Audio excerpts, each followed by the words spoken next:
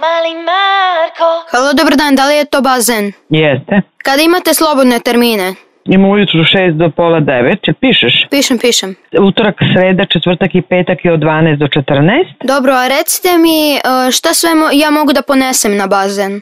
Papuče, peškir, fen i kupać. A loptu? Ne. Dobro, a recite mi da li smem da ponesem frižider torbu? Frižider? Torbu, frižider torbu. Znate zbog čega? Zbog čega? Napolju je mnogo toplo i voda u bazenu čak ume da bude jako topla, pa sam ja mislio da ubacim malo leda da je ja rashladim dodatno.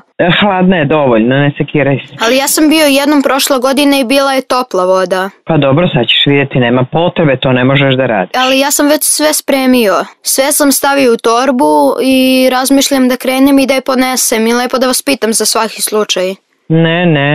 Ne možeš ti. A šta ako se ja slučajno okliznem pa upadnem sa tim ledom unutra? Pa nema, zato nemoj da poneseš. Ali šta ako voda bude topla? Neće biti topla. Moj tata radi u laboratoriji i on ga je zamrzo. Svejedno. Doneću uverenje. Dušo moje. Pa zamislite bi svi tako da nosili. Ali to se istopi za pola sata. Ja sam rekla da ne može, doviđenja. Prijatelj malog Marka na Radiju S. Stop Flips, vitaminka za sve generacije koje rastu sa nama.